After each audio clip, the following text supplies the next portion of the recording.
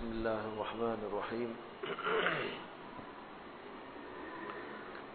الحمد للہ رب العالمین والصلاة والسلام علی اشرف الانبیاء والمرسلین وعلی آلہ وصحبہ اجمعین ومن تبعہم بإحسان الی یوم الدین اما بعد۔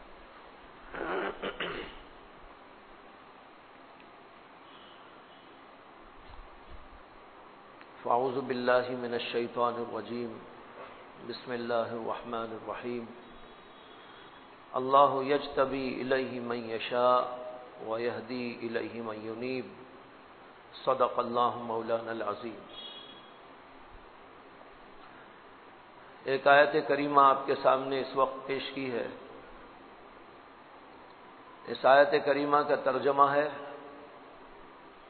اللہ یجتبی الیہ من یشاء، اللہ تبارک و تعالی اپنی طرف کھینچ لیتے ہیں ان کو جن کو چاہتے ہیں،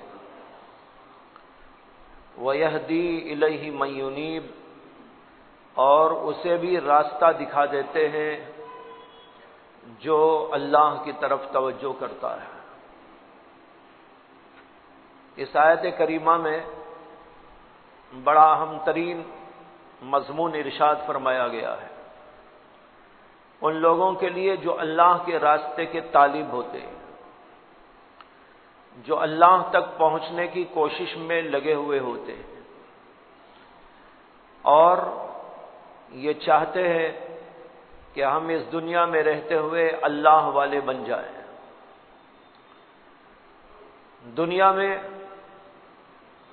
دنیا کی بے شمار مصروفیات ہوتی ہیں،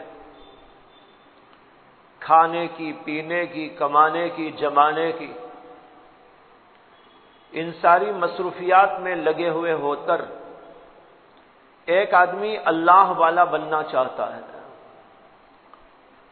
اگرچہ ایسے لوگ بہت کم ہوتے ہیں دنیا میں جو ان دنیاوی مصروفیات اور دنیاوی مسائل میں گھرے ہوئے ہونے کے باوجود اللہ تعالیٰ کی طرف چلنا بھی چاہتے ہیں۔ لوگ یہاں تین طرح کے آپ کو ملیں گے۔ ایک وہ لوگ ہیں جو دنیا کے ان دھندوں کو، دنیا کی مصروفیات کو، دنیا کے ماحول کو دیکھ کر یہ سمجھ لیتے ہیں کہ ہم اس دنیا میں رہتے ہوئے اللہ والے بن نہیں سکتے، اس لیے کہ وہ دیکھتے ہیں کہ دنیا میں بڑے خرافات ہیں، بڑے مسائل ہیں، بڑے حالات ہیں، جدھر جاتے ہیں وہاں پر شیطان ہی شیطان نظر آتا ہے، جہاں جاتے ہیں وہاں پر خرافاتی باتیں دکھائی دیتی ہیں۔ گھر جاؤ تو وہاں بھی مسائل، باہر جاؤ تو وہاں بھی عجیب عجیب بکھیڑے۔ جب انسان ان چیزوں کو دیکھتا ہے تو کچھ لوگوں کا ذہن یہ کہتا ہے کہ بھائی اس دنیا میں رہتے ہوئے ہم اللہ والے نہیں بن سکتے، ٹی وی کو کیسے چھوڑ دیں، اور ٹی وی سے بڑھ کر بیوی کو کیسے چھوڑ دیں، بیوی بھی پریشان کرتی ہے، ٹی وی بھی پریشان کرتی ہے، ان دونوں نے مل کر مجھے تو ٹی وی کا مریض بنا دیا ہے۔ یہ حال دیکھ کر کچھ لوگ وہ ہوتے ہیں جو کہتے ہیں بھائی کہاں کی اللہ کی باتیں، کہاں رسول کی باتیں، اور کہاں میں اس دنیا میں رہتے ہوئے اللہ والا بن سکتا ہوں۔ یہ سمجھ کر وہ آدمی مایوسی کا شکار ہوتا ہے اور اللہ کی طرف چلنے کے راستے کو چھوڑ کر دنیا ہی کے راستے کو اختیار کر لیتا ہے۔ پہلی قسم لوگوں کی ہے۔ دوسری قسم لوگوں کی وہ ہے جو یہ سمجھتے ہیں کہ اس دنیا میں رہتے ہوئے ہم اللہ والے اگر بننا چاہیں تو ایک ہی ایک راستہ ہے۔ وہ راستہ یہ ہے کہ ہم کاروبار کو چھوڑ دیں، دنیا کو لات مار دیں، کاروبار میں نہ لگے، دنیا کی کوئی مصروفیت میں نہ لگے، نہ بیوی کرے نہ بچے ہوں، کسی جنگل کی راہ لے لیں اور جنگل میں جا کر بیٹھ جائیں، اللہ مل جائے گا۔ یہ دوسری قسم کے لوگ ہیں۔ تیسرے وہ لوگ ہیں جو صحیح راستے پر چلنے والے ہیں اور انہوں نے انبیاء اکرام علیہم الصلاۃ والسلام سے فیض پا کر ان کی تعلیمات سے استفادہ کر کے صحیح راستہ متعین کر لیا ہے۔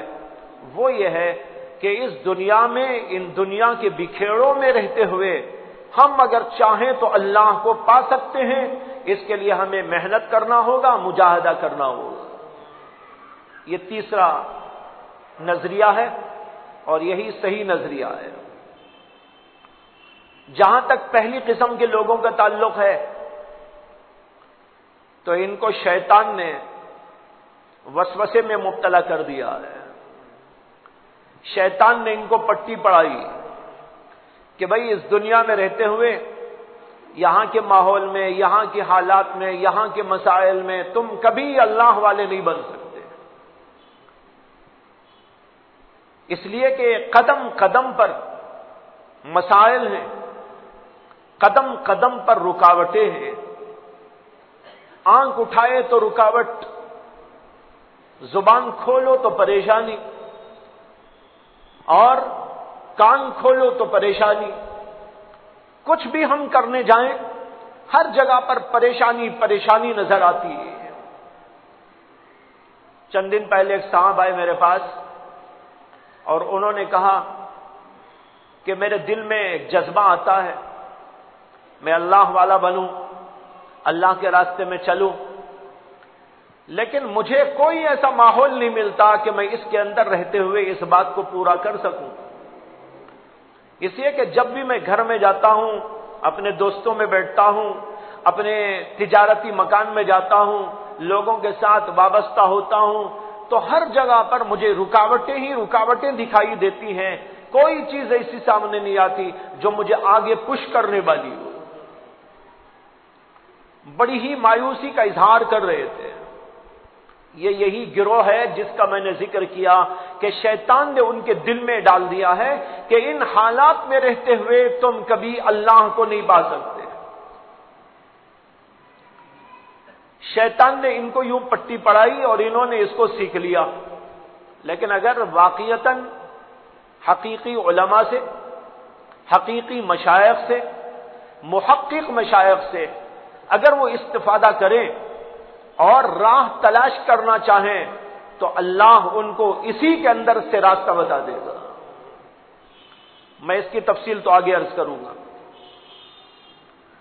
جہاں تک دوسرے گروہ کا تعلق ہے جو یہ سمجھتا ہے کہ بھئی اللہ کو تو پا سکتے ہیں لیکن اللہ کو پانے کے لیے دنیا کو چھوڑنا ہوگا، بیوی بچوں کو چھوڑنا ہوگا، کاروبار کو بھی ٹھپ کر دینا ہوگا، دنیاوی تمام مصروفیات کو ترک کر دینا ہوگا اور کسی جنگل میں جا کے رہ کر اللہ اللہ کرنا ہوگا، تب جا کر اللہ ہمیں مل جائے گا۔ حقیقت یہ ہے کہ ان کو بھی شیطان ہی نے بہکایا ہے۔ یہ بھی ایک بہت بڑا شیطانی وسوسہ ہے۔ شیطان کسی کو اس طرح بہکاتا ہے، کسی کو اس طرح بہکاتا ہے، کسی کو یوں پٹی پڑھاتا ہے کہ بھئی تم ان چیزوں کو چھوڑ نہیں سکتے اس لیے تم اللہ کو پا نہیں سکتے، اور ان کو یوں سمجھاتا ہے کہ بھئی تم اللہ کو پانا ہو تو چھوڑنا پڑے گا اس لیے جنگل کو چلے جاؤ۔ یہ دونوں راستے گمراہی کے راستے ہیں، اللہ کے راستے نہیں ہیں۔ نہ پہلا راستہ، اس لیے کہ اس نے تو راستہ ہی نہیں پکڑا، اس نے تو راستے کو چھوڑ ہی دیا۔ دوسرے لوگوں نے راستہ تو پکڑا لیکن غلط راستہ پکڑا، جس کو شریعت کے اندر رہبانیت کہتے ہیں۔ جنگل میں جا کے بیٹھ جاؤ، کاروبار کو چھوڑ ڈالو، بیوی بچوں سے الگ ہو جاؤ، دنیا میں تمام رشتوں کو منقطع کر ڈالو، یہ راستہ اس نے اختیار کیا۔ یہ راستہ بھی خدائی راستہ نہیں، یہ تو جوگیوں کا راستہ ہے، یہ تو سادھوؤں کا راستہ ہے، یہ تو عیسائیوں کے راہبوں کا راستہ ہے، جنہوں نے یہ سمجھا تھا کہ اس دنیا کے اندر رہتے ہوئے ان دنیا کی مصروفیات کے ساتھ ساتھ ہم کبھی اللہ کو نہیں پا سکتے، اس لیے انہوں نے جنگلوں کا راستہ لیا اور وہاں پر جا کر جنگلی لوگوں، جنگلی انسانوں نہیں بلکہ جنگلی جانوروں کی طرح زندگی گزاری ہے۔ یہ راستہ کوئی اللہ کا راستہ نہیں ہے۔ تیسرا راستہ میں نے کہا کہ وہ صحیح راستہ ہے، وہ کیا راستہ ہے؟ میں آپ سے عرض کروں کہ حضرات انبیاء کرام علیہم السلام جو آئے تھے، کیا انہوں نے تجارت کی تھی یا نہیں کی تھی؟ کیا انہوں نے بیوی بچے کیے تھے کہ نہیں کیے تھے؟ کیا رشتہ داروں کے ساتھ انہوں نے رہنا اختیار کیا تھا کہ نہیں کیا تھا؟ یہاں تک کہ رشتہ داری نہیں، اپنے دشمنوں کے بیچ میں وہ رہے تھے کہ نہیں رہے تھے؟ دشمن بھی ہیں، دوست بھی ہیں، تجارت بھی ہے، بکریاں چرانا بھی ہے، دنیا کی مصروفیات بھی ہے، بیوی اور بچے بھی ہیں، بچوں کی شادیاں بھی کی جا رہی ہیں، داماد بھی کیے جا رہے ہیں، اور دنیا میں جو کچھ کے ہوتا ہے وہ سب کچھ کیا جا رہا ہے۔ بازاروں میں چلنا اور پھرنا اور کھانا اور پینا، ان ساری مصروفیات کے ساتھ حضرات انبیاء نے بتایا اللہ تک پہنچنے کا راستہ اسی دنیا کے اندر سے تم کو ملتا ہے، جنگل میں نہیں ملتا، یہی ملتا ہے، تجارت میں ملتا ہے، بیوی بچوں میں ملتا ہے، کھانے پینے کے اندر سے ملتا ہے، اور تجارت کی منڈیوں کے اندر سے گزرتا ہے۔ یہ راستہ تو ایسا راستہ ہے، ان سب جگہوں سے نکلتے نکلتے وہ اللہ تک پہنچتا ہے۔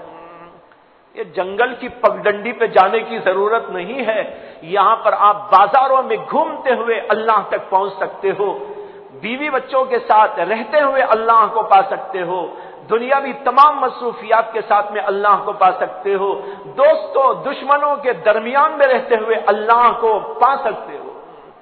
یہ راستہ ہے جو حضرات انبیاء اکرام علیہم السلام نے بتایا، صرف زبانی نہیں بتایا بلکہ اپنے اسوے سے بتایا، اپنی زندگیوں سے بتایا، اپنے طریقے حیات سے بتایا۔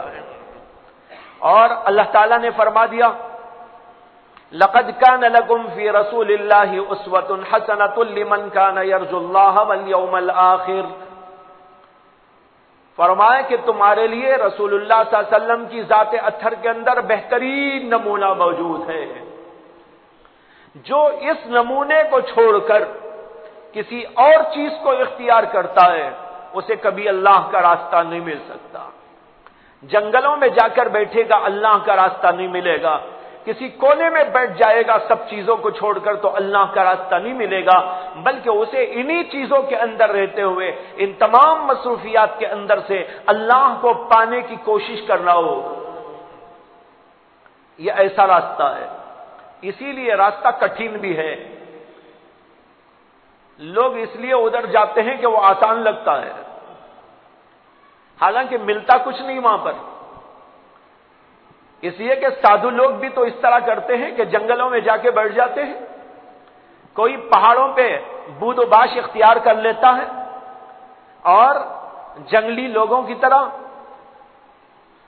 پتے کھانے لگتے ہیں اور جانوروں کی طرح بے لباس ننگے ہو کے رہ جاتے ہیں اور سمجھتے ہیں کہ ہمیں یہاں اللہ ملے گا۔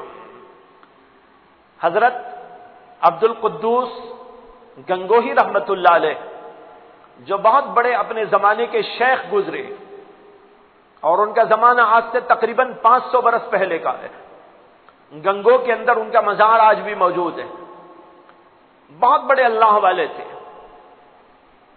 ان کے زمانے کا انہی کا قصہ یہ ہے کہ عبد القدوس گنگوہی رحمت اللہ علیہ گنگوہی شہر کے اندر کہیں جا رہے تھے، راستے میں انہوں نے دیکھا کہ بالکل ایک چھوٹا سا مکان بنا ہوا ہے، مکان کیا کہیں اسے، گھروندہ کہنا چاہیے، جیسے بچے بنا لیتے ہیں اس طرح مٹی وٹی ڈال کر، اس طرح کچھ مکان سا بنا ہوا ہے، اور اس مکان کے باہر ایک بچہ بیٹھا ہوا ہے۔ حضرت چلتے چلتے اس کو دیکھ کر کہنے لگے کہ بھائی یہ کیا بنا رکھا ہے؟ اس بچے نے کہا کہ یہ ہمارے گروجی کا گھر ہے، وہ ہندو بچہ تھا، اس نے کہا کہ یہ ہمارے گروجی کا مکان ہے۔ حضرت نے کہا گرو جی کا مکان اتنا چھوٹا، تمہارے گرو تو اتنے بڑے اور اتنے چھوٹے مکان میں کیسے جاتے ہیں وہ؟ تو وہ بچہ کہنے لگا ہمارے گرو جی کی کرامت ہے کہ وہ اس کے اندر گھس جاتے ہیں، نکل جاتے ہیں۔ تو حضرت کھڑے ہو گئے، حضرت نے فرمایا کہ اچھا میں بھی جا سکتا ہوں یہاں سے؟ وہ بچہ کہنے لگا آپ کیسے جا سکتے ہیں، یہ تو ہمارے گرو جی کی کرامت ہے، آپ کی کرامت تو نہیں ہے۔ حضرت نے فرمایا کہ اگر میں چلا جاؤں تو؟ اس نے کہا آپ جا سکتے ہیں تو جائیے۔ ایک چھوٹا سا سوراخ تھا اس میں، اسی سوراخ سے وہ گرو اندر جاتا تھا نکلتا تھا۔ یہ بھی کیا کرامت ہوئی؟ یہ کرامت تو جو ہے آپ دیکھتے ہیں کہ کیڑے مکوڑے بھی کرتے، کیڑے مکوڑے جاتے آتے نہیں آتے؟ تو دیکھیے جو لوگ اللہ سے دور ہو جاتے ہیں اللہ انہیں کیڑے مکوڑوں کی طرح بنا دیتا ہے۔ تو حضرت نے اس سے اجازت لی اور اس کے بعد میں کہا کہ میں بھی جاؤں؟ اس نے کہا اچھا جائیے۔ تو خیر حضرت بھی اپنی کرامت سے اس کے اندر پہنچ گئے۔ تو دیکھا تو وہ اپنی عبادت کے اندر وہاں مشغول ہے، مراقبہ کر رہا ہے۔ حضرت کا احساس کر کے اس نے دیکھا، ملاقات کی، اور پھر اس کے بعد دونوں میں بات چیت ہوئی۔ حضرت نے فرمایا کہ آپ کتنے دنوں سے یہاں بیٹھے ہیں؟ کہا میں اتنے سالوں سے یہاں رہتا ہوں۔ کہا کہ آپ کو اس سے کیا حاصل ہوا؟ اس نے کہا کہ مجھے اس سے بہت بڑی کرامت حاصل ہوئی۔ کیا کرامت؟ دیکھیے میں بیٹھے بیٹھے پانی ہو جاتا ہوں اور پھر تھوڑی دیر کے بعد انسان کی شکل میں آ جاتا ہوں، یہ میری کرامت ہے، بیٹھے بیٹھے پانی ہو جاؤں اور پھر اس کے بعد اپنی اصلی شکل میں آ جاؤں۔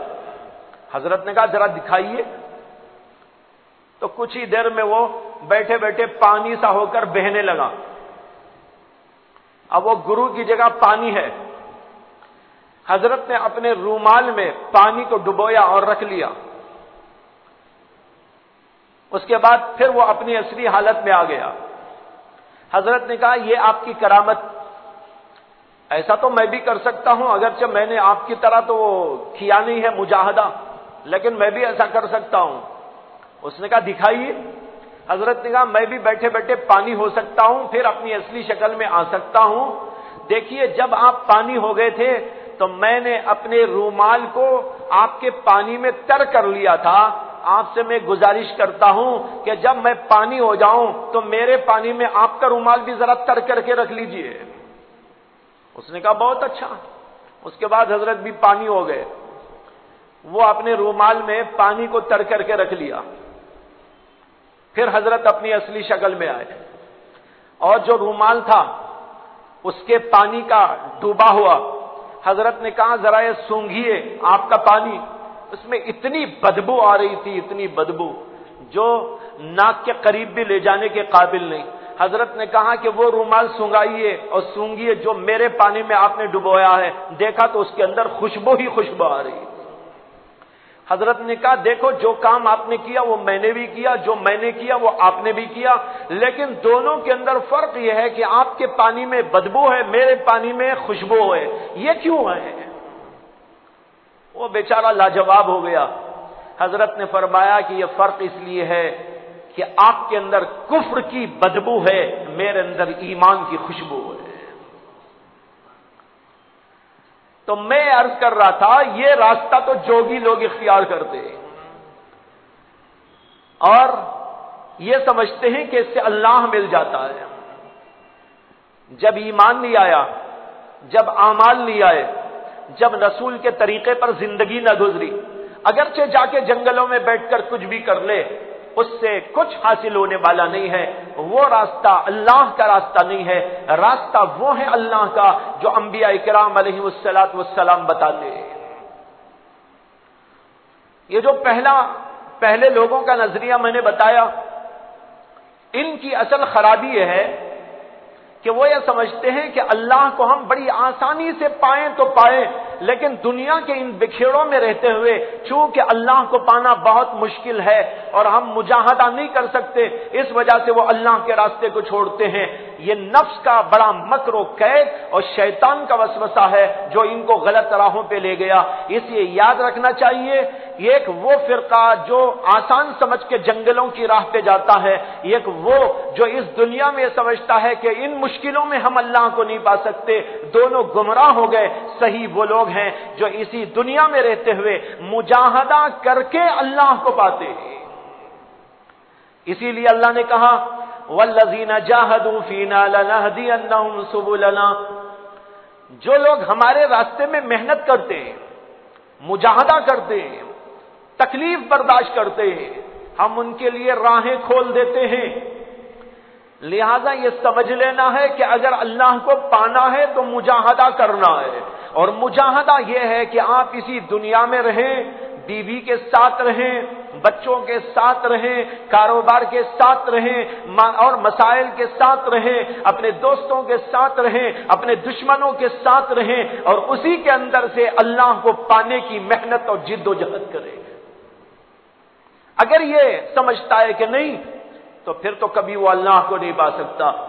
اس لیے اللہ کو پانے کے لیے یہی راستہ ہے کہ اللہ تبارک و تعالیٰ کی بتائی ہوئی باتوں پر، اللہ کے رسول علیہ السلام کی تلقین کی ہوئی باتوں پر عمل پیرا ہونے کی جد و جہد اور محنت کی جائے۔ قرآن پاک کی جو آیت شروع میں عرض کی تھی،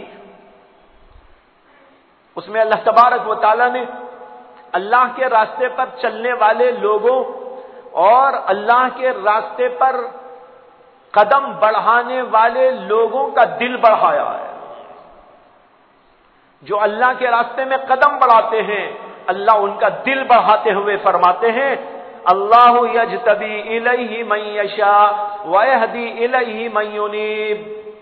کان کھول کر سن لو، اللہ اسے بھی اپنی طرف کھینچ لیتا ہے جس کو خود اللہ چاہتا ہے، اور اس کو بھی اللہ اپنا راستہ دکھا دیتا ہے جو اللہ کی طرف چلنے کی نیت اور ارادہ کر کے اللہ کی طرف توجہ کرنے لگتا ہے۔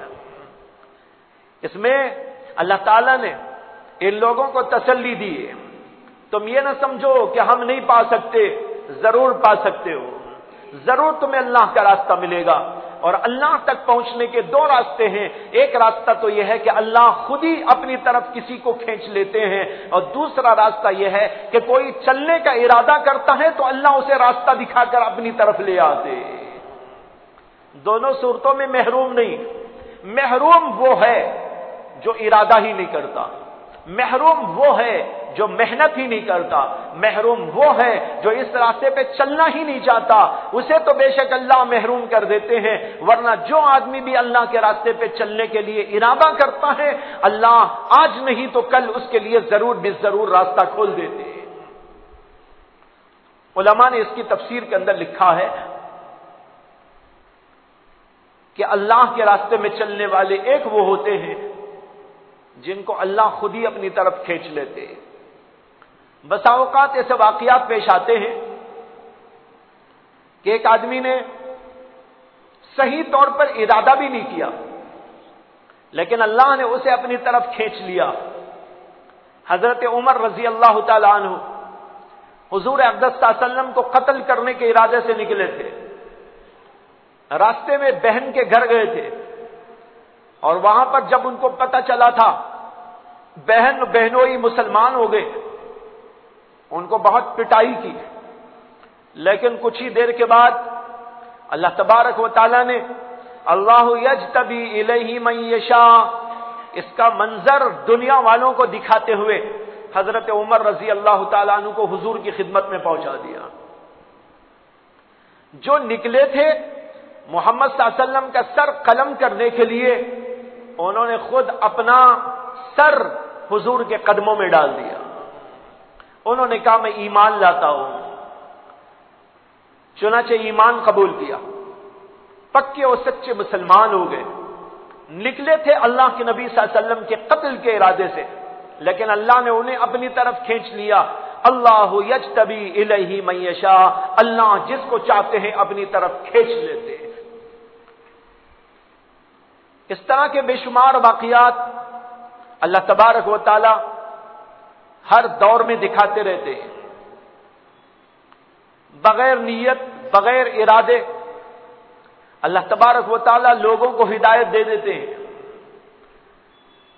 کہتے ہیں کہ حضرت جنید بغدادی ایک زمانے تک محض ایک پہلوان کی حیثیت سے تھے، بہت بڑے پہلوان تھے اپنے زمانے کے، اور ان کو بادشاہ بلواتا تھا اور ان کا دوسروں کے ساتھ کشتی کا معاملہ کراتا تھا اور انعام پر انعام دیا کرتا تھا۔ چنانچہ ایسے مواقع ان کو آتے رہتے تھے کہ بادشاہ نے بلایا اور کسی جگہ پر جو ہے لوگوں کو جمع کر کے ان کی کشتی کا ایک منظر دکھایا اور پھر جو ہے ان کو کامیابی ہو گئی تو اس کامیابی کے اوپر ان کو انعام سے نوازا گیا۔ ایک دفعہ کا واقعہ یہ ہوا کہ بادشاہ کے پاس ایک آدمی آیا، اس نے کہا کہ میں بہت بڑا پہلوان ہوں اور آپ جنید کو دعوت دے کر مقابلہ کرایا کرتے ہیں، لہذا میرا بھی ان سے مقابلہ کرا دیجیے۔ بادشاہ نے کہا بہت اچھا۔ چنانچہ اس کے بعد جنید بغدادی کو دعوت دی گئی کہ ایک بہت بڑا پہلوان آیا ہے، آپ سے کشتی کرنا چاہتا ہے، آپ اس کو پچھاڑیں۔ ڈیٹ تاریخ طے ہو گئی، اکھاڑے میں تشریف لائے، وہ پہلوان بھی آیا اور یہ بھی تشریف لے گئے، بادشاہ بھی موجود تھا اور ہزاروں لوگ تماشا دیکھنے کے لیے وہاں جمع تھے۔ جب میدان میں دونوں پہلوان اترے تو ابھی کشتی ہونے والی ہے، اس سے پہلے جنید سے دوسرے پہلوان نے کان میں کچھ کہا۔ کان میں اس نے یہ کہا کہ میں جانتا ہوں کہ آپ جنید بہت بڑے پہلوان ہیں دنیا کے، اور یہ بھی جانتا ہوں کہ آپ کو پچھاڑنا بڑے بڑوں سے نہیں ہو سکتا، میرے سے کیا ہو سکتا ہے، اور حقیقت یہ ہے کہ میں پہلوان ہی نہیں ہوں، میں تو ایک عام آدمی ہوں۔ لیکن جنید آپ سے ایک بات کہتا ہوں، وہ یہ ہے جیسا بھی ہوں میں سید خاندان کا ہوں، رسول اکرم صلی اللہ علیہ وسلم کے خاندان کا ہوں، اور میرے گھر کا حال یہ ہے کہ فقر و فاقے سے میرے بیوی بچے کئی دنوں سے گزر رہے ہیں۔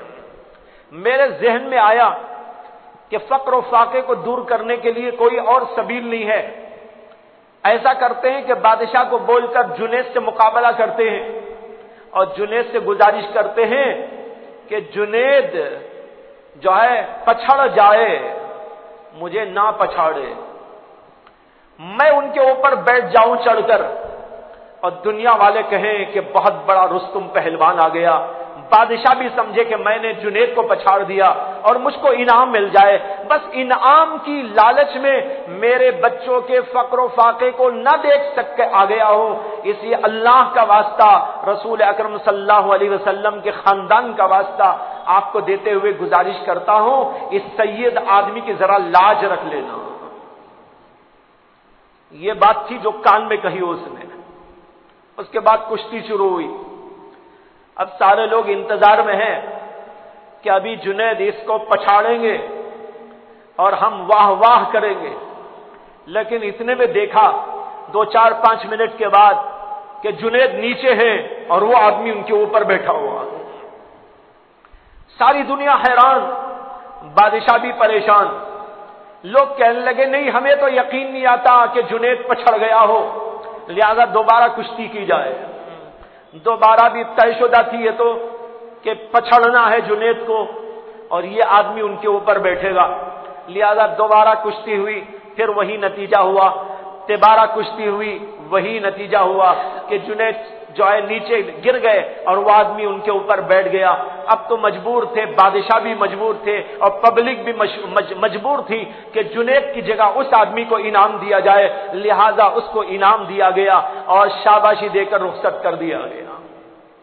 لوگوں نے کہا کیا عجیب بات ہے، بڑے بڑے لوگ آتے رہے اور پچھڑ کے چلے گئے جنید کے سامنے، لیکن آج کیسا پہلوان آیا ہے دنیا کا یہ ہیرو کہ جنید کو اس نے پچھاڑ دیا، جنید کی پوری عزت گویا کہ ملیامٹ ہو گئی۔ آج یہ واقعہ ہوا دن میں، رات ہوئی، رات میں جنید سوئے، دن کے اس واقعے کا بڑا گہرا اثر بھی تھا کہ لوگ کیا کہہ رہے ہوں گے، میں پچھڑ گیا، اتنا بڑا پہلوان آج مات کھا گیا، ہر آدمی کی زبان پہ میرے بارے میں تبصرہ ہوگا، یہاں سے وہاں تک پورے ملک کے اندر اس پہ تبصرے جاری ہوں گے۔ یہی سوچتے سوچتے رات میں سو گئے۔ جب سوئے تو خواب کے اندر دیکھتے ہیں جناب محمد الرسول اللہ صلی اللہ علیہ وسلم تشریف لائے اور یہ کہتے ہیں جنید تم نے ہمارے خاندان کے آدمی کی لاج رکھ لی اور اللہ نے تمہاری لاج رکھ لی ہے، آج سے تمہارا شمار پہلوانوں میں نہیں ہوگا، اللہ کے ولیوں میں ہوگا۔ دیکھو جنید کو ارادہ بھی نہیں تھا، اللہ نے اللہ یجتبی الیہ من یشاء، اللہ جسے چاہتا ہے اپنی طرف کھینچ لیتا ہے۔ کیسے کھینچ لیا؟ ایسے بے شمار واقعات ہیں کہ اللہ نے جسے چاہے اپنی طرف کھینچ لیا۔ دوسری بات جو اللہ نے کہی وہ یہ ہے واللہ یہدی ویہدی الیہ من ینیب، اللہ ہدایت دیتا ہے اس آدمی کو بھی جو اللہ کی طرف توجہ کرتا ہے۔ بغیر توجہ کے اللہ کسی کو اپنی طرف بلا لے وہ بھی ہوتا ہے، اور عام طور پر یہ ہوتا ہے جو اللہ کے راستے میں چلنے کا ارادہ کر لیتے ہیں، قدم بڑھاتے ہیں، آگے بڑھنے کی کوششیں کرتے ہیں، اگرچہ انہیں معلوم ہے کہ ہم تو ڈگمگا جائیں گے، ہم تو اس راستے پہ چل نہ پائیں گے، بڑی مشکلات کا سامنا ہوگا، بڑے مسائل پیش آئیں گے، بڑے مسائل پیش آئیں گے، لیکن اللہ کہتے ہیں کہ اے لوگوں میرے راستے میں چلنے والوں پریشان ہونے کی ضرورت نہیں، مایوس ہونے کی ضرورت نہیں، اللہ تمہیں بھی راستہ دکھا کے رکھے گا۔ ان کو بھی اللہ تبارک و تعالی ہدایت کے راستے پر گامزن کر دیتے ہیں اور اللہ اپنی طرف ان کو بھی بلا لیتے ہیں۔ معلوم ہوا کہ جو آدمی بھی اس راستے پہ چلنے کے ارادے سے چل پڑتا ہے اللہ اسے آج نہیں تو کل اس کی حیثیت سے اسے راستہ ضرور دکھاتے ہیں۔ راستہ ہے کیا؟ میں نے عرض کیا وہی جو انبیاء علیہ السلام لے کے آئے، اسے وہی راستہ بتایا جائے گا۔ رہے گی تمہاری بیوی، رہے گا تمہارا دھندا، رہے گی تمہاری مصروفیات، رہیں گے تمہارے ساتھ تمہارے بچے، دنیا کے اندر بڑے مسائل آتے رہیں گے جاتے رہیں گے، کاروباری مسائل بھی آتے ہو جاتے رہیں گے، ہر طرح کی پریشانی آتی ہو جاتی رہے گی، لیکن اسی میں سے تمہیں اللہ کی طرف توجہ کرنی ہوگی۔ من ینیب جب ہوگا یہدی کا اس پر ترتب ضرور ہوگا۔ سمجھ میں آیا؟ من ینیب کے معنی کیا؟ جو نیت کرے گا، ارادہ کرے گا، اللہ کی طرف چلنے کے لیے توجہ کرے گا، اللہ کی طرف توجہ کرنے والے کو اللہ مایوس نہیں ہونے دیتے، اس کے لیے ہدایت مرتب ہو کے رہتی ہے۔ لہذا بھائیو دنیا کے مسائل سے گھبرانا نہیں ہے، یہاں کی پریشانیوں سے پریشان ہونا نہیں ہے، بلکہ اسی میں نیت کر لو کہ جو راستہ انبیاء نے بتایا، محمد صلی اللہ علیہ وسلم نے ہم کو بتایا، اس راستے پہ ہم چلتے رہیں گے، مسائل آئیں گے لیکن ہم اسے ڈیل کریں گے، حالات آئیں گے، پریشانیاں آئیں گی، لیکن پریشانی میں پریشان ہو کے ہم خدا کو نہیں چھوڑیں گے۔ لیکن آج اللہ کے راستے میں چلنے والوں کے لیے یہی بڑے مسائل رکاوٹ بن کے کھڑے ہو جاتے ہیں۔ کوئی کہتا ہے کہ بھئی تجارتی مسائل میرے ہیں، مجھے ذکر کرنے فرصت نہیں، مجھے نماز پڑھنے فرصت نہیں۔ کوئی کہتا ہے میرے بیوی کے یہ مسائل، اس کے لیے میں یہ کام نہیں کر سکتا۔ کوئی کہتا ہے کہ میرے بچوں کے مسائل، کوئی کہتا ہے کہ مجھے یہ پریشانی، کوئی کہتا ہے مجھے فقر و فاقہ، کوئی کہتا ہے میری بچیوں کی شادیوں کا مسئلہ، کوئی کہتا ہے میری تجارت کے اندر کمی کا مسئلہ، گھاٹے کا مسئلہ۔ یہ سب کی سب چیزیں آ رہی ہیں، رکاوٹ بنتی چلی جا رہی ہیں، لیکن آدمی نے یہ نہیں سمجھا انہی رکاوٹوں میں تیرے خدا کا راستہ کھلا ہوا ہے۔ اسی کے اندر تو ہے تیرا راستہ، اسی کے اندر سے تجھے گزرنا ہے۔ ایسا سمجھو جیسے سخت ترین ٹریفک کا راستہ ہے، سخت ترین ٹریفک والا راستہ ہے، گاڑیاں اندھا دھن آ رہی ہیں، چاروں طرف سے آ کے گھیرے میں لے رہی ہیں، لیکن کار چلانے والا ڈرائیور اگر صحیح چلانے کا انداز جانتا ہو، اسی کے اندر سے وہ ٹکر کھائے بغیر اور کسی کو ٹکر دیے بغیر اپنا راستہ پیدا کر لیتا ہے، اور یہی راستہ ہے جس سے گزر کر اللہ کی طرف ہم کو جانا ہے۔ ایک بار ہمارے شیخ و مرشد حضرت مولانا شاہ ابرار الحق صاحب نور اللہ مرقدہ بنگلور تشریف لائے تھے۔ اسی مسجد کے اندر بیان ہوتا تھا، 22 دن حضرت کا قیام تھا اس دور میں۔ عصر کی نماز یہاں پڑھتے تھے، عصر کے بعد مجلس ہوتی تھی، مغرب یہاں پڑھنے کے بعد اپنی قیام گاہ پہ تشریف لے جاتے تھے، میں چھوڑنے کے لیے جاتا تھا۔ چنانچہ ایک دن ایسا ہوا کہ مغرب کے بعد حضرت سامنے بیٹھے کار میں، میں پیچھے بیٹھا، اور بھی کوئی صاحب تھے میرے بازو۔ جو حضرت کے میزبان تھے ان کا ڈرائیور گاڑی چلا رہا تھا، بڑی ٹریفک، چاروں طرف سے گھیرے میں لیے ہوئے، اور ڈرائیور صاحب کبھی یوں کرتے ہیں کبھی یوں کرتے ہیں، گاڑی کو اسٹیئرنگ کبھی ادھر گھماتے ہیں کبھی ادھر گھماتے ہیں، گھماتے گھماتے چلنے لگے۔ اس پر حضرت والا نے فرمایا ہم لوگوں سے خطاب کرتے ہوئے کہ دیکھو تقوی اسی کا نام ہے۔ تقوی کے معنی ہے بچنا۔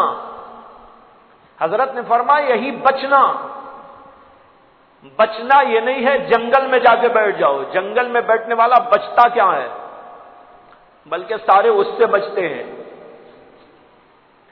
وہ تو دنیا کو لات مار کے کونے میں بیٹھا، وہ بچتا کہاں ہے؟ جنگل میں بیٹھنے والا متقی نہیں ہے، متقی وہ ہے جو لڑکیوں کے اندر سے گزر رہا ہے، نگاہیں نیچی۔ ٹرافک سمجھے، یہ بھی ٹرافک ہے، یہ گاڑیوں کی ٹرافک ہے اور عورتوں کی بھی ٹرافک، عورتوں کی ٹرافک میں سے گزر رہا ہے، لیکن دل محفوظ ہے، دماغ محفوظ ہے، آنکھیں محفوظ ہیں، اور کہیں بات چیت کرتے ہوئے لوگوں کے درمیان بیٹھا ہے، زبان محفوظ ہے، کان محفوظ ہے، اور خطرناک حالات میں گھرا ہوا ہے، لیکن اللہ تبارک و تعالی سے دل مطمئن ہے۔ یعنی کوئی ٹریفک دنیا کی اس کے دل پر، دماغ پر، زبان پر، آنکھ پر، کان پر اثر انداز نہیں ہوتی ہے۔ وہ اپنی اسٹیئرنگ گھما گھما کر آنکھ کو بھی بچا لیتا ہے، کان کو بھی بچا لیتا ہے، زبان کو بھی بچا لیتا ہے، دل دماغ کو بھی بچا لیتا ہے۔ یہ آدمی ہے جو اللہ کے راستے پہ چلنے والا ہے۔ بہترین مثال حضرت والا کی اس سے سامنے آ گئی، تقوی کی مثال۔ تقوی اختیار کرنے والا آدمی ہی تو اللہ تک پہنچتا ہے، اور تقوی یہی ہے کہ ان سارے بکھروں میں رہنا ہے، کبھی دشمنوں کے درمیان رہنا ہے، کبھی دوستوں کے درمیان رہنا ہے۔ دوستوں کے درمیان میں رہے گا، دوست کہیں گے ماشاءاللہ کیا اچھا آدمی ہے، لیکن یہ سن کر عجب و تکبر میں مبتلا ہو جائے گا، ڈاؤن ہو جائے گا۔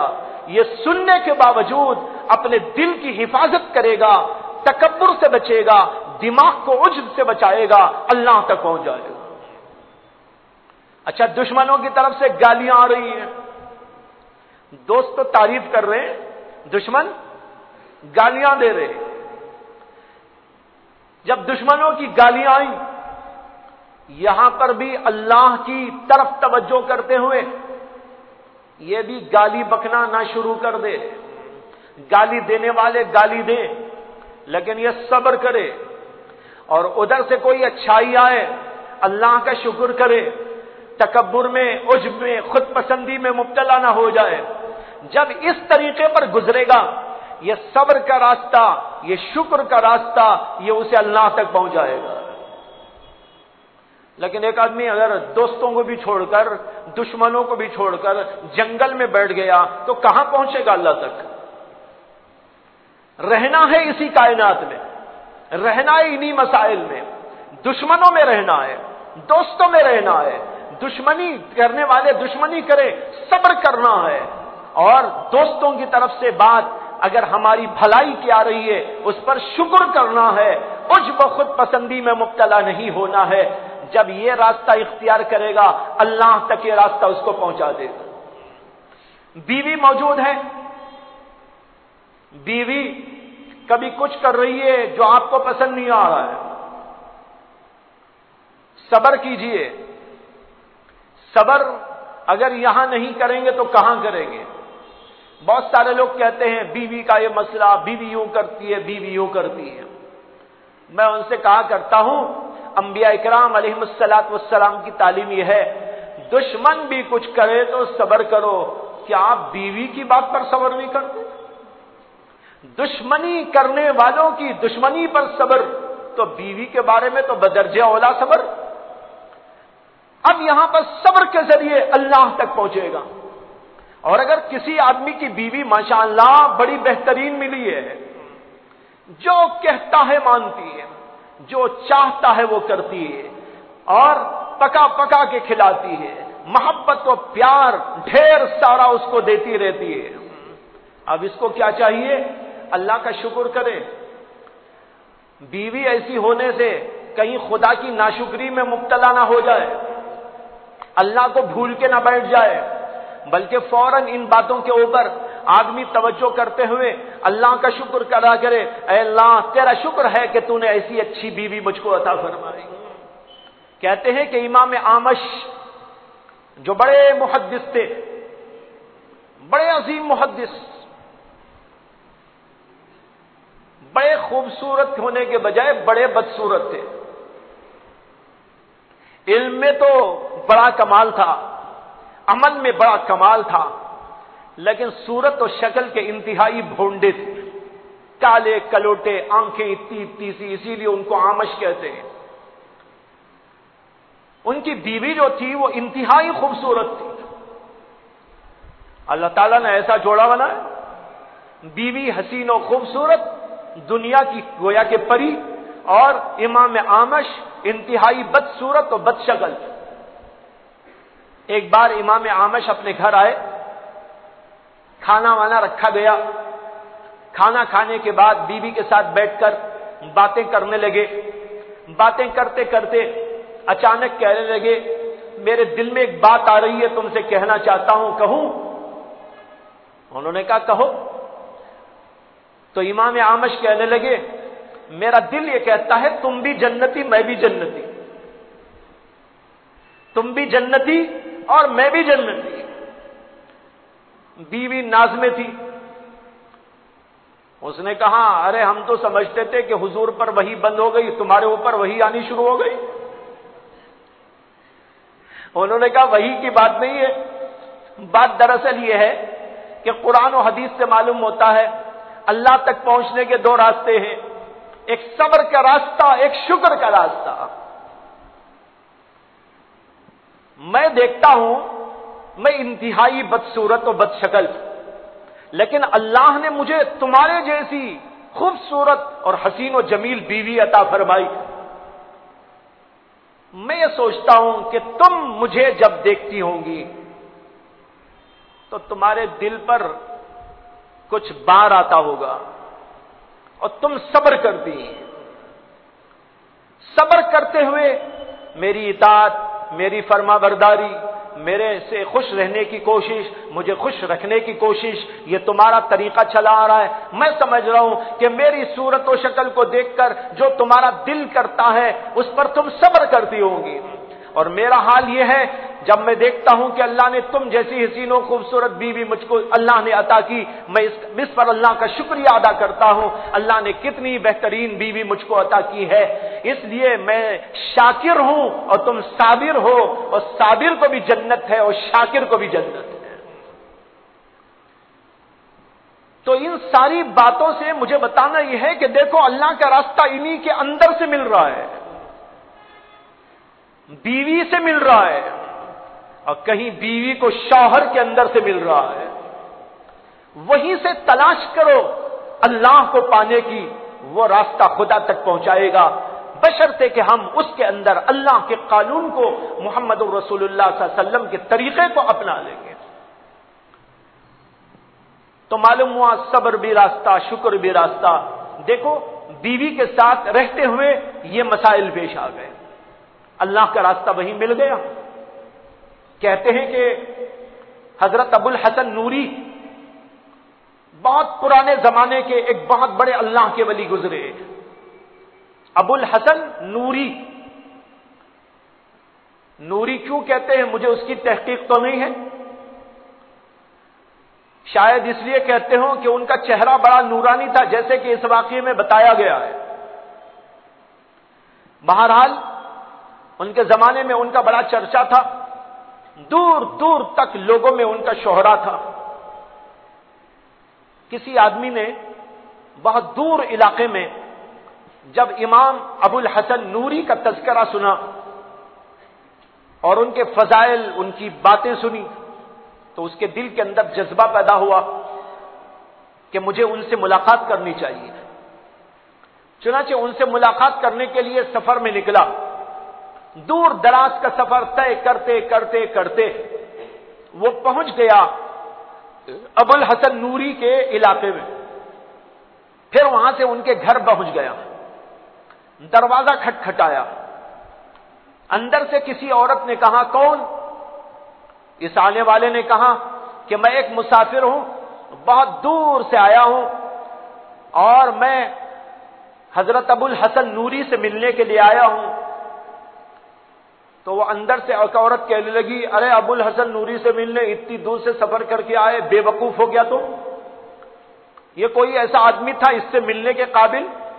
یا ایسا اور ویسا اور یوں، یعنی ان کی غیبت کرنے لگی اندر سے عورت اور ان کی برائی کرنے لگی۔ یہ آدمی بیچارہ پریشان ہو گیا کہ گھر کی عورت اپنے خاوند کے بارے میں کہہ رہی ہے کہ ان سے ملنے اتنی دور بے وقوف بن کے آئے، کیا ضرورت تھی آنے کی، وہ تو ایسے ہیں ایسے ہیں ایسے ہیں ایسے ہیں۔ بیچارہ دل میں بہت پریشان ہوا، سوچنے لگا، اور واقعی ہر انسان بھی سوچے گا کہ اگر گھر کے اندر کی بیوی ہی ایسا کہہ رہی ہو تو پتہ نہیں، لوگ ایسا بھی ہو سکتا ہے، دور والے تو سمجھتے ہو بڑا اچھا آدمی، لیکن اس کو دیکھنے والے یوں سمجھ رہے ہو بڑا برا آدمی۔ بیچارہ مایوس سا ہوا، سفر کر کے تھکا ماندہ دور سے آیا تھا، اسی ایک جگہ ایک چبوترا دکھائی دیا تو چبوترے پہ جا کے بیٹھ گیا، ذرا آرام کروں گا، سوچوں گا، غور کروں گا، پھر اس کے بعد واپس ہو جاؤں گا۔ اس عورت نے بتایا کہ وہ گھر پہ بھی نہیں ہے، اسی ایک طرف کو بیٹھ گیا تھا۔ کچھ دیر کے بعد دیکھتا ہے کہ دور سے ایک بزرگ شکل کوئی صاحب آ رہے، بڑا نورانی چہرہ ہے۔ ان کے نورانی چہرے کو دیکھ کر ہی اس کے دل کے اوپر ایک عجیب کیفیت طاری ہو جاتی ہے، اور یہ بھی دیکھتا ہے کہ وہ عجیب شان کے ساتھ میں آ رہے ہیں۔ وہ شان یہ ہے کہ ایک شیر کے اوپر بیٹھے ہوئے، یعنی شیر کی سواری۔ اور دوسری عجیب بات یہ دیکھی کہ ان کے ہاتھ میں بطور کوڑا سانپ ہے، زندہ سانپ ہاتھ میں پکڑے ہوئے، شیر کے اوپر سوار ہیں اور چلے آ رہے ہیں، نورانی چہرہ۔ یہ دیکھ کر بیچارہ ہیبت کھا کے کھڑا ہو گیا، دیکھنے لگا، دیکھا تو اتفاق سے وہ وہیں قریب میں آنے لگے، اور اس کے دل میں آیا یہی ہوں گے ابو الحسن نوری جن سے ملنے میں آیا ہوں۔ اب وہ قریب آئے، گھر کے بھی قریب آئے، اور شیر بھی ہے اور سانپ بھی ہاتھ میں ہے۔ بیچارہ ڈر بھی رہا ہے اور ان کی طرف توجہ بھی کر رہا ہے۔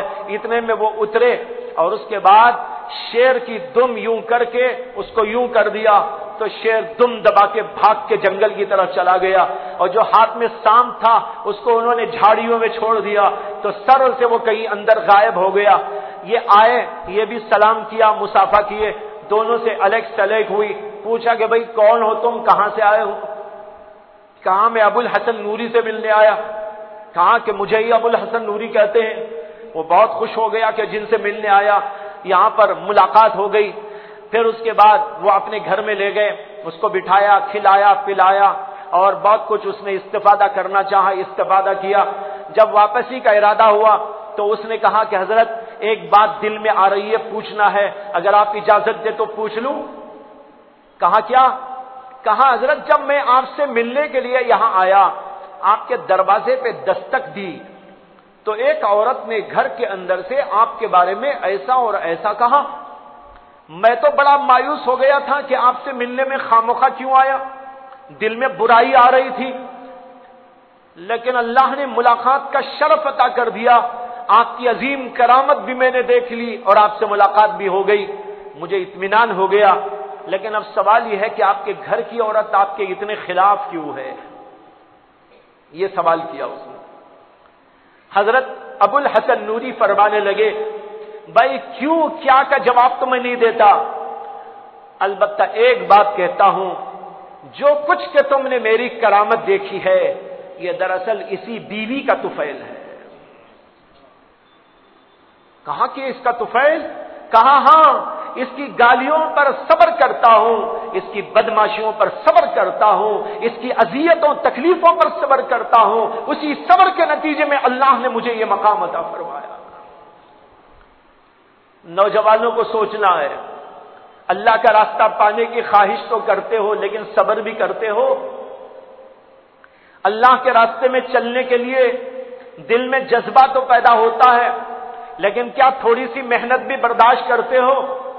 کبھی تھوڑی سی توجہ کرتے ہوئے تہجد بھی پڑھ لیتے ہو, نمازوں کی پابندی بھی کر لیتے ہو, کبھی دکان بند کر کے بھی آ جایا کرتے ہو, کبھی اپنی دنیا کو تج کر کے اللہ کو راضی کرنے کی فکر بھی کر لیتے ہو. ذرا سوچو بھائیو, یہی تو ہے اللہ کا راستہ جس سے کہ اللہ ہم کو ملے گا. خام خیالیوں میں مبتلا ہو کر یہ سمجھ کر کہ یہاں اللہ نہیں مل سکتا, بہت غلط خیال ہے. ابو الحسن نوری کو ایسی بیوی کے پاس خدا مل سکتا ہے تو ہم کو بھی مل سکتا ہے. اگر حضرت امام اعمش کو ایسی بیوی کے پاس جس کا ابھی تذکرہ کیا گیا وہاں پر مل سکتا ہے خدا, شکر کے راستے سے ابو الحسن کو صبر کے راستے سے خدا مل گیا, امام اعمش کو شکر کے راستے سے خدا مل گیا. اسی طریقے پر اور راستے ہیں اللہ تک چلنے کے, انہی راستوں کو تلاش کرنا یہ ہمارا فرض ہے. اسی کا نام ہے ینیب, انابا ینیبو انابتن. اس کے معنی ہے اللہ کے راستے کی طرف توجہ کرنا. توجہ کرنا ہے, کیسے جاؤں اللہ کے پاس, کیسے جاؤں اللہ کی خدمت میں, کیسے تلاش کروں میں. یہ تلاش کرنے جستجو کرنے کی جو توجہ ہوتی ہے اسی توجہ کا نام ہے انابت اللہ. یہ انابت اللہ ہوگی, اللہ اس کو ضرور راستہ دکھائے گا جس کو اللہ نے وعدہ کیا, یہدی الیہ من ینیب. تو بھائیو معلوم ہوا کہ اللہ کے راستے کو ہر آدمی پا سکتا ہے. کیا شرط ہے؟ توجہ دینا, جنگل میں جانا نہیں, یہیں بیٹھنا ہے.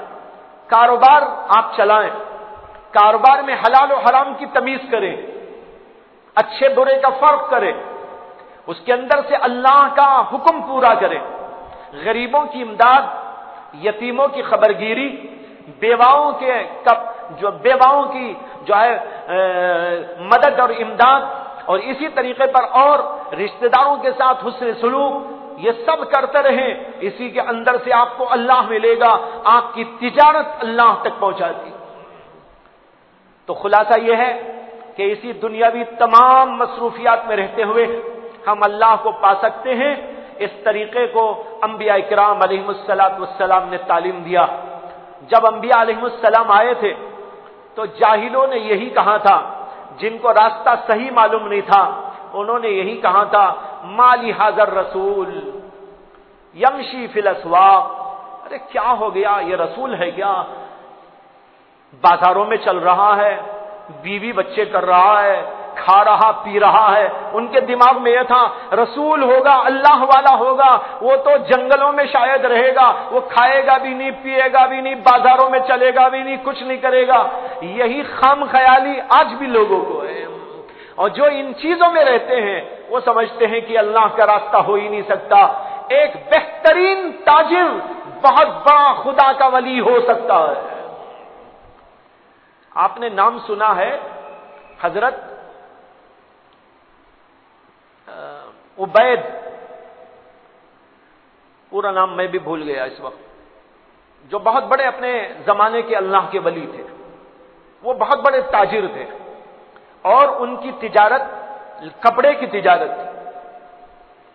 مین بازار میں بغداد کے علاقے میں ان کی بہت بڑی دکان تھی، اس کے باوجود وہ اللہ کے زبردست ولی اور اپنے زمانے کے مائے ناز عابدوں زاہدوں میں شمار ہوتے۔ ان کے پاس ایک عورت آئی تھی ایک بار، وہ عورت آئی تھی ان کو بہکانے کے لیے، حسین تھی، جمیل تھی، ان کا نام عابدوں زاہدوں میں بڑا شہرت رکھتا تھا۔ وہ عورت اپنے شوہر سے کہنے لگی، لوگ کہتے ہیں کہ یہ بہت بڑے عابد، بہت بڑے زاہد، ایسے اور ایسے، لیکن میرا حسن و جمال ایسا ہے کہ میرے حسن و جمال کے سامنے سارے عابدوں زاہدوں متقیوں پرہیزگاروں کا تقوی بھی، زہد بھی، عبادت بھی، ریاضت سب کی سب پاش پاش ہو جاتی ہے۔ اس کے شوہر نے کہا لیکن جو ہے تم ان کو، ان کا نام بھول گیا میں، عجیب بات ہے، کہنے لگے کہ جو ہے ان کو تم چکمہ نہیں دے سکتی۔ اس نے کہا نہیں، میں ان کو بھی چکمہ دے دوں، شوہر سے کہا، اور اس کے بعد بن کر صبر کر ٹھن کر ان کی خدمت میں چلی گئی، جا کر پردہ ہٹا دی اور ان سے باتیں کرنے لگی، بات کو چھیڑی اور بات آگے بڑھنے لگی۔ وہ بزرگ اپنی نگاہ نیچے رکھ کر اسے وصیت اور نصیحت کرنے لگے، اللہ کا ڈر دکھانے لگے، آخرت کے بارے میں کہنے لگے، قبر حشر کی منزلوں کو یاد دلانے لگے۔ وہ بات ادھر سے ادھر کرنی چاہتی تھی، لیکن فوراً وہ آخرت کی بات، اللہ کی بات، حشر نشر کی بات، قبر کی بات اور سوالات و جوابات کی بات بار بار کر کے اس کو اللہ کی طرف متوجہ کرنے لگے، یہاں تک کہ اسے ان کی باتیں سن کر اتنا رونا آیا، روتے روتے اس کی ہچکیاں بن گئی، اور وہیں پر وہ توبہ استغفار پڑھ کے وہاں سے واپس چلی گئی۔ انہی بزرگ کے بارے میں آتا ہے کہ ان کا دکان جو بغداد میں بڑے عظیم بازار میں تھا، وہاں پر ایک بوڑھی عورت ان کے پاس آئی، اس نے کہا کہ میں ایک کپڑا لائی ہوں اور مجھے ضرورت ہے اس کپڑے کو بیچ کر کچھ پیسے لینے کی، یہ مجھے میرے آقا نے بھیجا ہے۔ وہ باندھی تھی، کہنے لگی کہ میرے آقا نے مجھ کو بھیجا ہے کہ اس کو بازار میں بیچ کے پیسے لے آؤں۔ انہوں نے پوچھا کتنے پیسے میں اس کو بیچنا چاہتی ہے؟ تو اس نے کہا کہ یہ 30 درہم میں بیچو گی۔ انہوں نے وہ کپڑا لے کر دیکھا اور لے کر دیکھ کر کہنے لگے کہ نہیں، یہ تو 30 درہم کا نہیں ہے، یہ تو اس سے بھی زیادہ کا ہے۔ 30 میں کیوں بیچتی ہے؟ یہ تو اس سے زیادہ کا ہے۔ وہ عورت کہنے لگی اس سے زیادہ کا ہے تو 40 دے دیجیے۔ انہوں نے کہا نہیں، یہ تو 40 سے بھی زیادہ کا ہے۔ اس نے کہا اگر اس سے زیادہ ہے تو 50 دے دیجیے۔ انہوں نے کہا نہیں، اس سے بھی زیادہ کا ہے۔ اب وہ یہی کہتے رہے، وہ 10 بڑھاتے 100 درہم تک چلی گئی۔ انہوں نے کہا ہاں، یہ 100 درہم سے بھی زیادہ ہے۔ اس کے بعد انہوں نے اسے 200 درہم میں خریدا ہے۔ آئی تھی 30 درہم کو بیچنے کے لیے، بڑا کر 100 تک گئی، 100 کے بعد تو اسے بولنے منہ بھی نہیں رہا، کیا بولے گی اس سے زیادہ۔ اس نے کہا آپ جتنے دیتے ہیں دے دیجئے۔ انہوں نے کہا لے 200 درہم لے کے جا، اور تیرے آقا کو بتا دینا کہ اگر دوسری جگہ جاتے تو 30 میں بک جاتا، لیکن میں نے تم کو 200 دے دیے. یہ تھے وہ. تو بھائیو، یہ اللہ کے ولی اور بزرگ بازار میں بیٹھ کر بھی اللہ کے ولی ہو گئے اور مختلف کام دھندے کرتے ہوئے بھی اللہ کے ولی ہوئے. اس لیے نہ سوچئے کہ اللہ کا راستہ ایسا راستہ ہے کہ ہمیں دنیا چھوڑ کے جانا پڑے گا. نہیں، دنیا چھوڑ کے جانا نہیں ہوگا. دنیا کے اندر سے اللہ کے قانون کے مطابق عمل کرتے ہوئے جینا ہوگا. اسی کے اندر سے اللہ کا راستہ ملے گا. اللہ تعالیٰ سے دعا کرتا ہوں کہ اللہ تعالیٰ ان باتوں کو سمجھنے اور موجودہ ماحول کے اندر ہم لوگوں کو اللہ کی طرف پہنچنے کی نیتیں کرنے اور اللہ تک پہنچنے کی اللہ تبارک و تعالیٰ ہم سب کو توفیق عطا فرمائے. وآخر دعوانا ان الحمد للہ رب العالمین. اللهم صل على سيدنا مولانا محمد وعلى آل سيدنا مولانا محمد وبارك وسلم. ربنا آتنا في الدنيا حسنة وفي الآخرة حسنة وقنا عذاب النار. ربنا لا تزغ قلوبنا بعد إذ هديتنا وهب لنا من لدنك رحمة إنك أنت الوهاب. ربنا لا تجعلنا فتنة للقوم الظالمين ونجنا برحمتك من القوم الكافرين.